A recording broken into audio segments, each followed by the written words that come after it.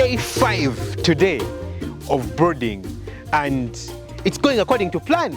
No mishaps, nothing terrible.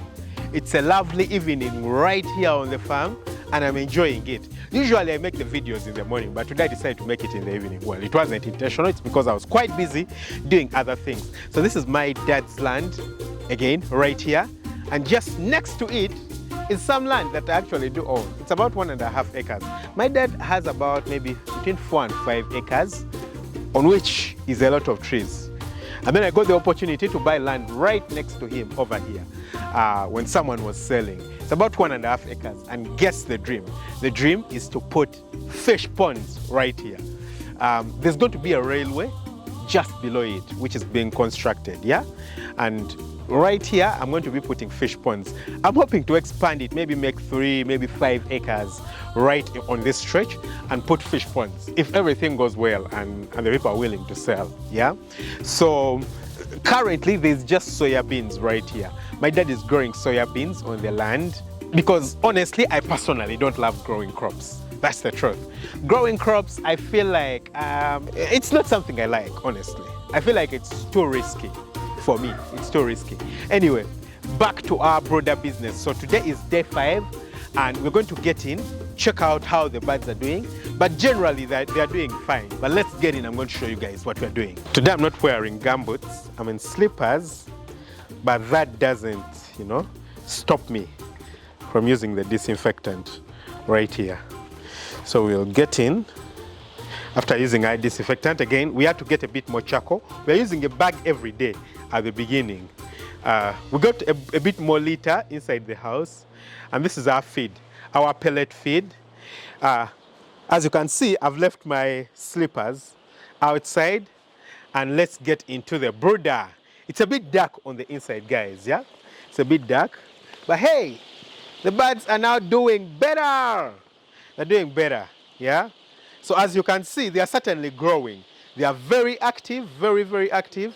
And they have been receiving feed right here. Yeah, they have been receiving feed.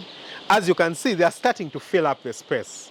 If you can compare it to what was happening on day 1, my colleague over here has been distributing some feed on the pan feeders. So you need to make sure that during brooding, food is present 24/7, yeah? The birds should never run out of food.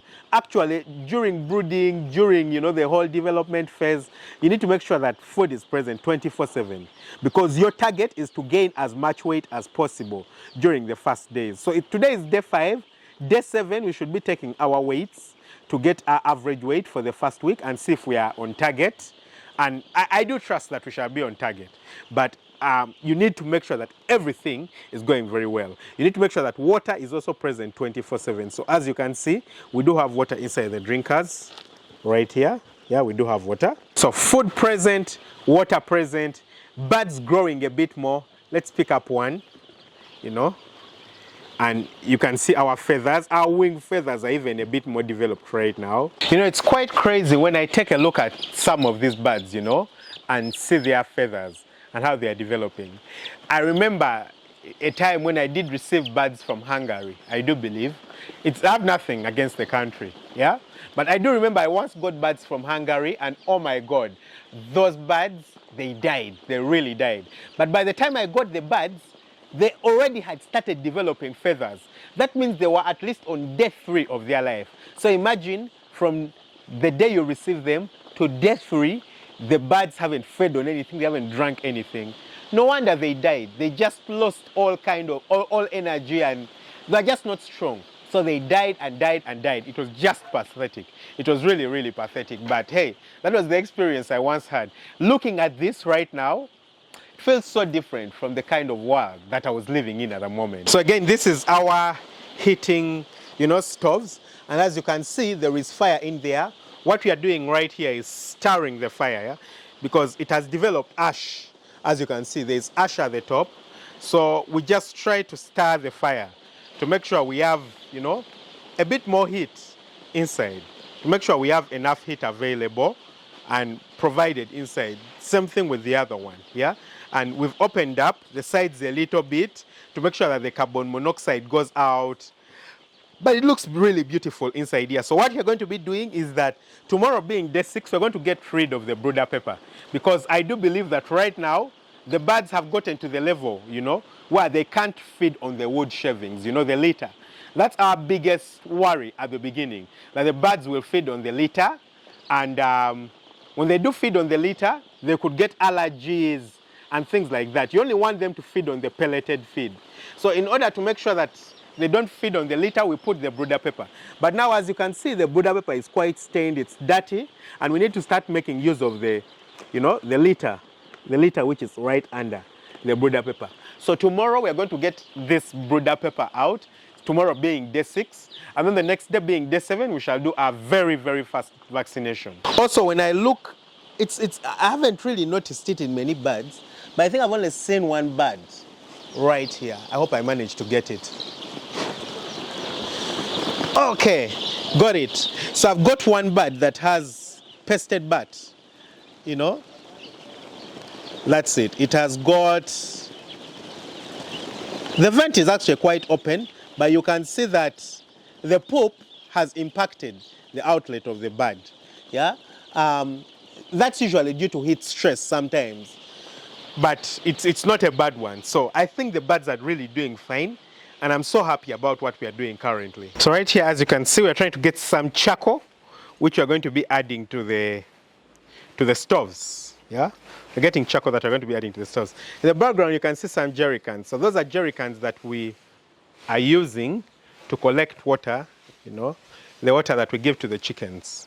Because right here, we don't have a well or something like that. So we have to pick the water from the farm, from the main farm, bring it down here, and then we'll keep it inside these containers, this huge container right here, and then it's what we use to serve the birds.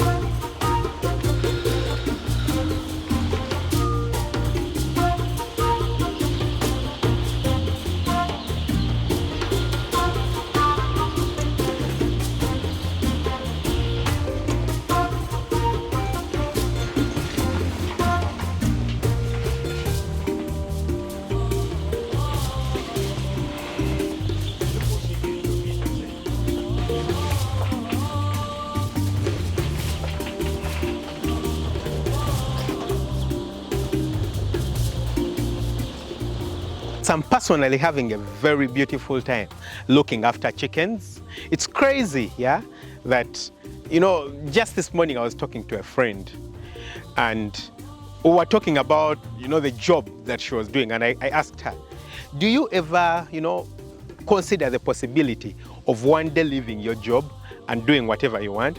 And the person was like, no way, I can never ever leave my job.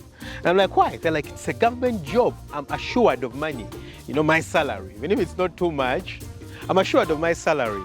And it's crazy how, someday I just woke up and decided to quit my job, leave my job, come and start working with chickens. And it's amazing how much it has rewarded me. And it makes me think, in life we are so different. Everyone is different. Of course, I don't look down on her or, everyone is different. That's what I got to appreciate, that everyone is different. Some people seek more security.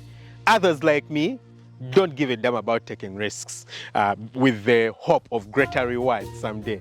And that's what I've experienced, With greater risks, I've actually managed to get a bit more reward and get better results in my life. And it's fulfilling for me.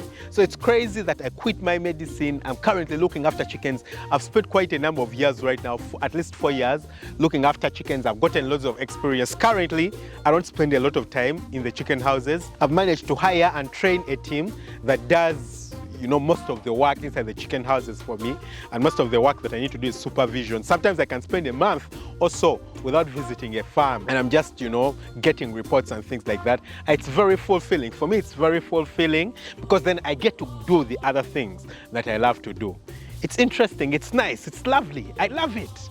Tell me what you think in the comment section below. Would you quit your job for farming? Or for you, is it too much of a risk? You'd rather do this farming thing of yours or whatever else you want, but also keep your job because it gives you the assurance. Don't forget to hit the subscribe button. I'll check on you guys tomorrow with another video. Lots of love. Catch you very soon with another video. Bye-bye.